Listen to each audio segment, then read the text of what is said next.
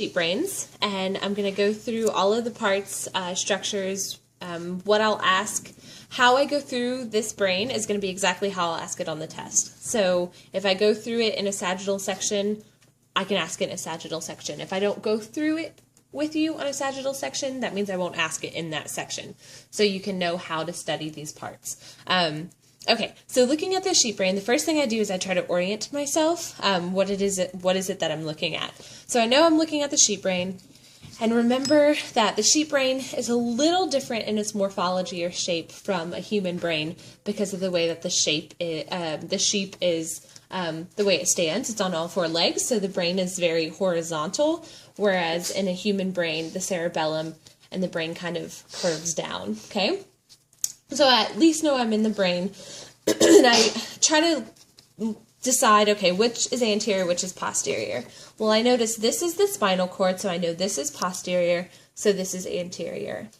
I see all of the gyri and the sulci, which are the raised edges. So I know this is the going to be the dorsal, so the top. So this would be in line with the back of the sheep.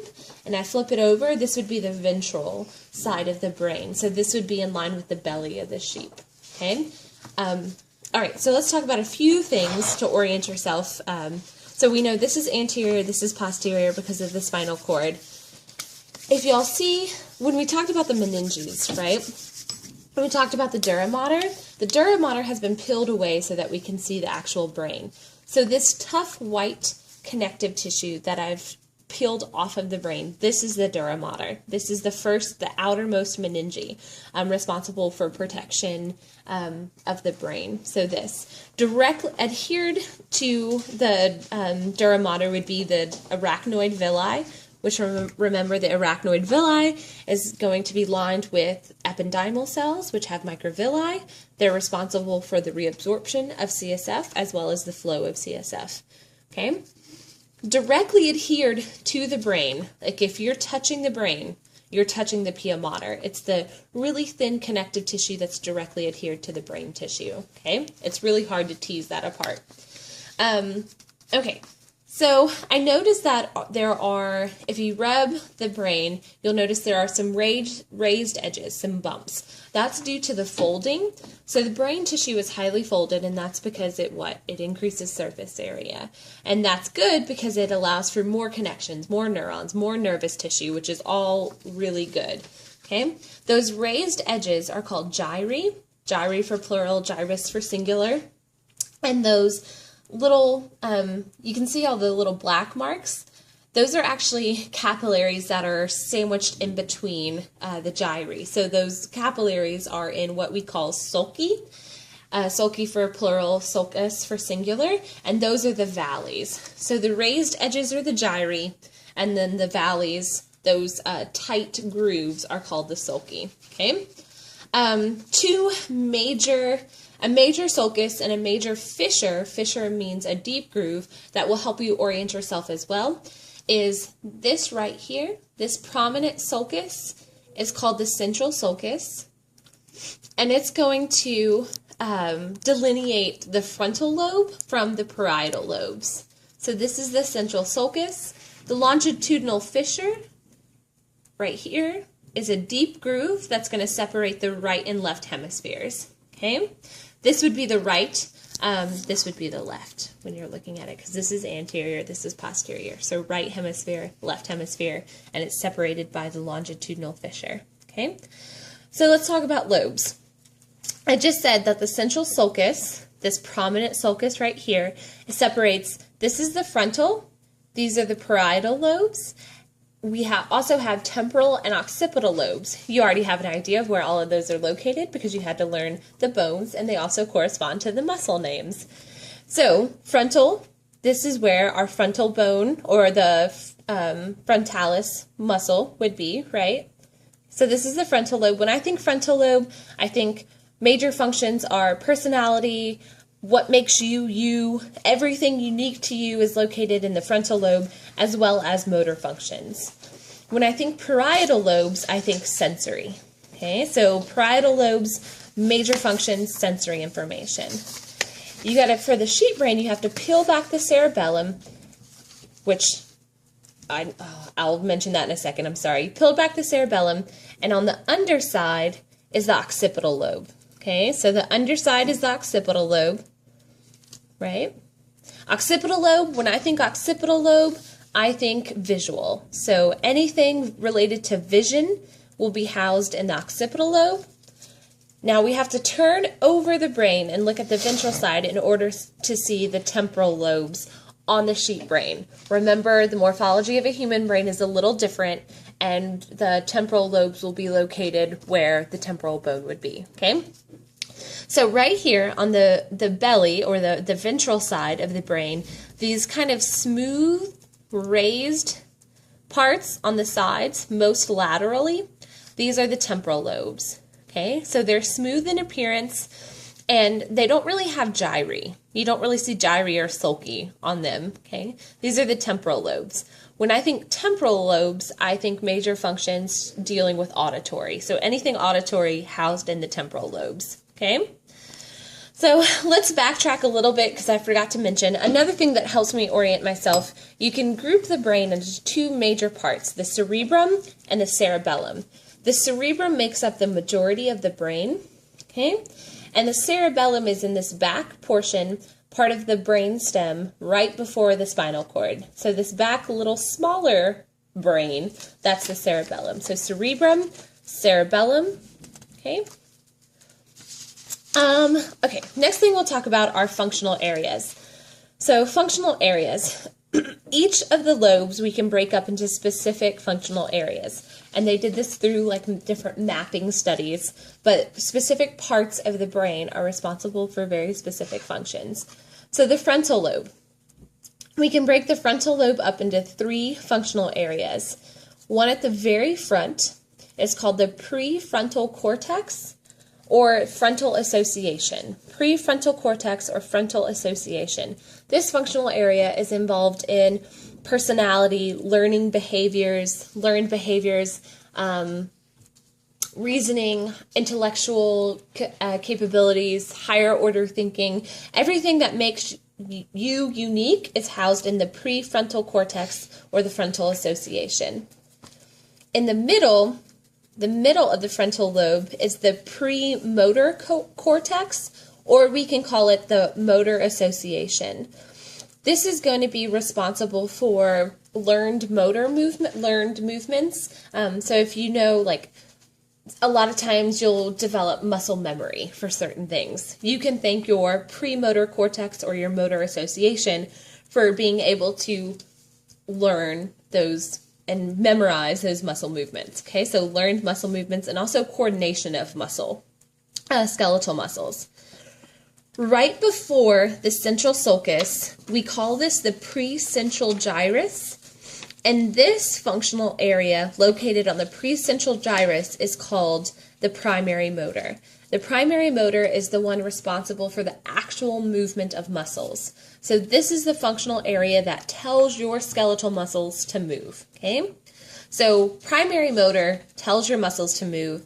Premotor, or the motor association, is going to integrate that information, analyze it, decide if it's a repeated movement, decide if you do it a lot, put it into a memory if necessary, if that makes sense. Okay? So that's all in the frontal lobe. The parietal lobes, there are two functional areas that you need to know. The first one is right after the central sulcus. So here's the central sulcus. This is called the post-central gyrus. And the post-central gyrus is where the primary sensory functional area is located. You can call it primary sensory or primary somatosensory because it's going to be involved in all receiving all sensory input from everywhere in your body other than your eyes and ears. Okay? So everywhere else in your body, all sensations will be received in the primary somatosensory. Okay, or the primary sensory. Everything else in the parietal lobes is going to be sensory association or somatosensory association. And that's the part of the brain that's going to take all of the sensory information that was received by the primary and decide what it is. So sensory association is going to integrate, analyze, decide what it is that you're feeling, and respond to it appropriately, okay? On the test, how I'll ask it is I would have 1, 2, 3, 4, 5 pins in the brain so that you can orient yourself, right? But maybe only 1 or 2 will actually have a number next to it, okay? So the very first, if you work your way back, we have prefrontal cortex or frontal association. In the middle of the frontal lobe, we have premotor or motor association. In the precentral gyrus, we have the primary motor. Post-central gyrus of the parietal lobes, we have primary sensory or primary somatosensory. And everywhere else back here in the parietal lobes, we have sensory association or somatosensory association. Okay? So there's a trend. The primaries are going to be responsible for the direct input of information or the actual movement of your muscles, whereas associations, those are the areas of the brain that take information, integrate it, analyze it, and decide what it actually means. Okay? So with sensory, you can bring in all the sensory information you want in the primary, but how do you know what it is? How do you know what to do with it? How do you know what to respond? How do you know that you're feeling cold, right, or feeling hot? It's because of the association. Integrates it and decides you are feeling cold, you are feeling hot, you are feeling pain. Okay? If I peel back the cerebellum, on the occipital lobe, there are also 2 functional areas. Right on the crest of the occipital lobe is going to be the visual association, and then on the very underside is the primary visual. Okay, so we have primary visual, which is going to directly receive all visual input, all visual information. And then up here on the crest, okay, this is the visual association. That's going to take all of that information from the primary visual and decide what is it that you're actually seeing. Okay, so we have the primary visual, and then up here the visual association. Okay, that's everything those are the functional areas that you're required to be able to identify and know their functions. As far as the temporal lobes go, you do need to know the functional areas found in the temporal lobes, but you do not need to know how to identify them. So in the temporal lobes, there are also 2 functional areas. I bet you can guess what they are. We have a primary and an association. So there's going to be a primary auditory, and it's going to be responsible for bringing in all auditory information, okay? Just bringing it into the brain. That's all it does. And then the auditory association is going to be what? The one that decides what is it that you're hearing. It's going to take all of that information from the primary and decide what is it that you're actually hearing, okay? So that's everything that I could possibly ask as far as functional areas go. And on the test, what I'll do, because if I put a pin right here with a number, how do you know that I mean a functional area? I could mean primary motor, I could mean precentral gyrus, I could mean gyrus, I could mean frontal lobe. How do you know what it is that I'm looking for the correct answer? There will be a note card next to the brain. Excuse me. There'll be a note card next to the brain, and it will specify what it is that I'm looking for. So on the note card, if I'm asking a functional area, it will say, name the specific functional area. Name the specific lobe. What is the specific structure? Okay, so I'll have a note card next to it so you know what I mean. Okay, all right. Let's now talk about a brain in a sagittal section. In the sagittal section, and I will tell you everything that you would be responsible for on the sheep brain in the sagittals. Okay, all right. So again, I want to orient myself. I see the spinal cord right here, so I know this is posterior, this is anterior, okay? In the brain, remember actually I think I like this one better. In the brain, the white matter and gray matter is reversed from the spinal cord. So remember in the spinal cord, the gray matter is on the inside, the white matter is on the outside.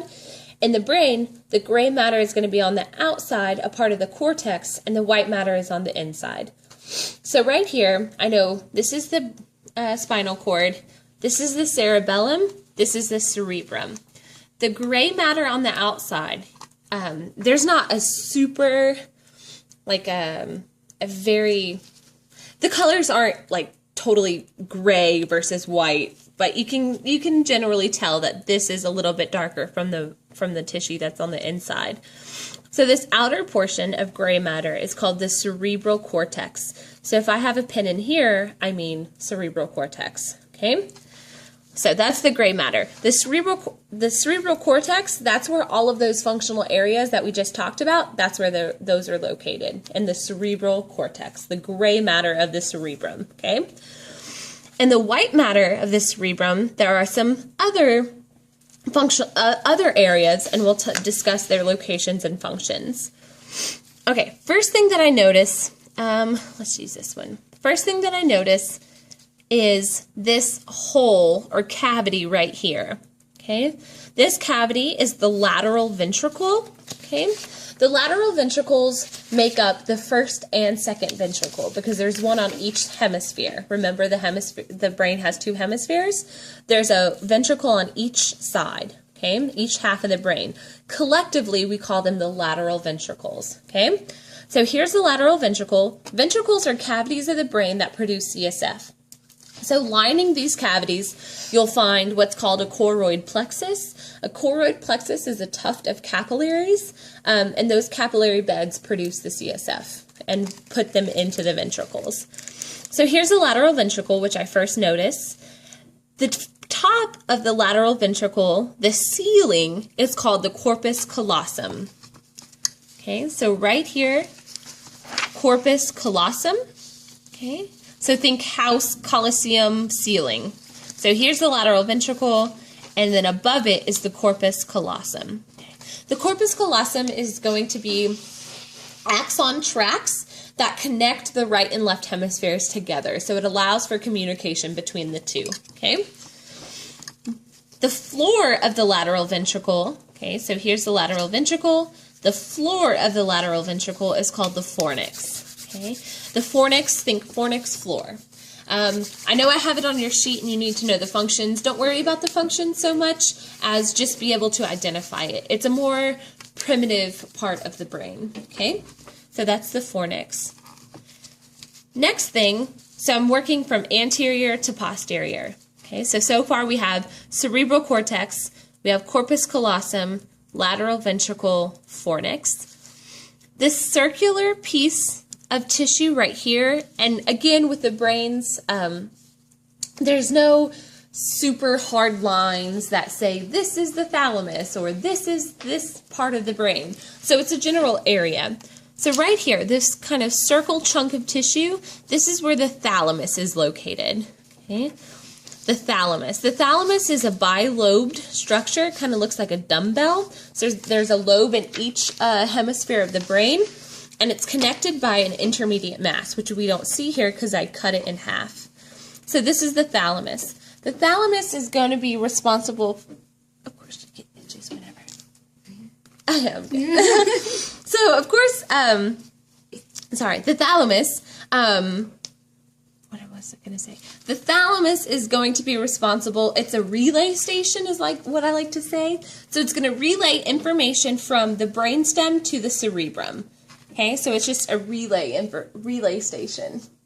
So here's the thalamus. Now, the hypothalamus, you can see it, okay. Hypo meaning below. So if you go from the middle of the thalamus and you go down and kind of up, there's this chunk of tissue. This is called the hypothalamus. The hypothalamus is really important for how small it is or how small it looks. The hypothalamus is involved in everything homeostasis. So regulating blood pressure, temperature control, secreting intestinal fluid and fluids in the stomach for digestion, regulating the movement of the digestive system, water and electrolyte balance, the list goes on. So everything homeostasis as the hypothalamus, Okay, and you can look for a list in your book. If you read the section in your book, which everyone should be reading their chapters in their book anyways, it goes into functions of all of these things. Okay, so hypothalamus. So here's the thalamus.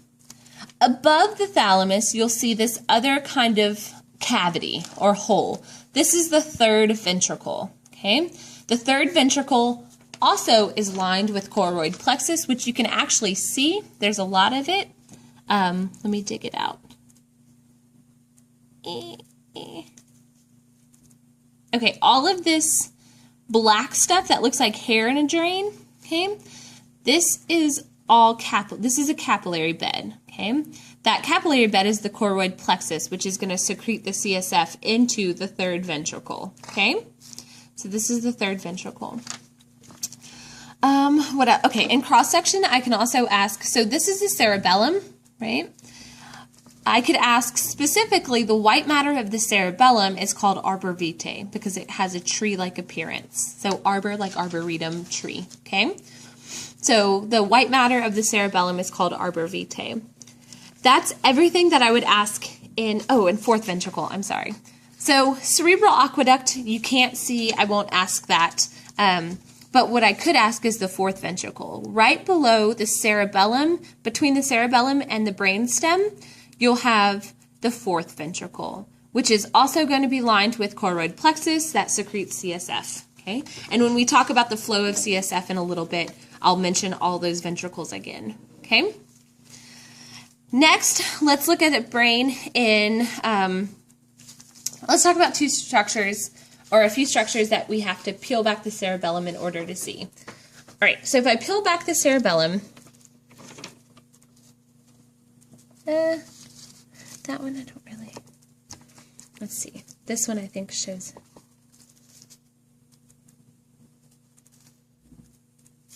let me,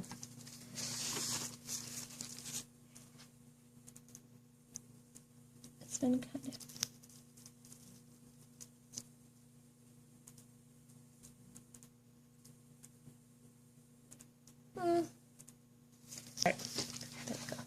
okay, so if you peel back the cerebellum, there's these structures right in here. Okay, so what you first notice is what looks like a baby butt on a bicycle seat. Okay, baby butt, bicycle seat. Right on the top of the baby butt is a little, what looks like a tongue. That's the pineal gland. The pineal gland. Okay, the pineal gland is it's an endocrine gland, and it's responsible for secreting melatonin, which is involved in circadian rhythms, sleep cycles. Okay, the baby butt and the bicycle seat make up what's called the corpora quadrigemina. The baby butt is the superior colliculi of the corpora quadrigemina. It's responsible for visual reflexes. The bicycle seat below it is the inferior colliculi of the corpora quadrigemina, and it's responsible for auditory reflexes. Now let's turn it over and talk about a few structures, the structures that I can ask on the ventral portion of the brain. Okay, again, orient yourself. Here's the spinal cord. This is posterior, so this is anterior. And I know this is ventral because I see an X. When I see the X, I know I'm at the ventral. Okay, and we'll talk about what that X is specifically in a little bit. All right, so most anteriorly, these little flaps. Okay, they look like little bunny ears. These are called the olfactory bulbs. The olfactory bulbs it's a type of cranial nerve, and it's involved in olfaction. Olfaction is your sense of smell. So these are the olfactory bulbs. This cross, okay, right before the cross, these are called the optic nerves. Okay, the optic nerves, if you were to continue out, these optic nerves would be connected to the eyeballs, okay? So optic nerves, the optic nerves are responsible for just bringing visual information to the brain. That's all it's doing, is it's taking, light is hitting photoreceptors, that's triggering an action potential, and that information is going to the brain. That's all it does. So these are optic nerves. Where they cross in the center, this is called the optic chiasma. And where it leaves, these are called optic tracts. So why do we have a crossing? Why do we have an optic chiasma where it crosses? in the optic nerves, you have medial and lateral fibers, right? The lateral fibers are going to stay on the same side. So the left lateral fibers stay on the left side, the right lateral fibers stay on the right side. The medial fibers, however, will cross. So the medial fibers of the right eye will cross to the left optic tract, and the medial fibers of the left eye will cross over to the right optic tract. What that does is it allows for an overlap of vision in your eyes, and it gives you depth perception. So optic nerve before the chiasma, chiasma where it crosses, optic tract where it leaves. Okay, right below the optic chiasma, there's this hole. This is where the infundibulum would be. The infundibulum is the stalk of the pituitary gland.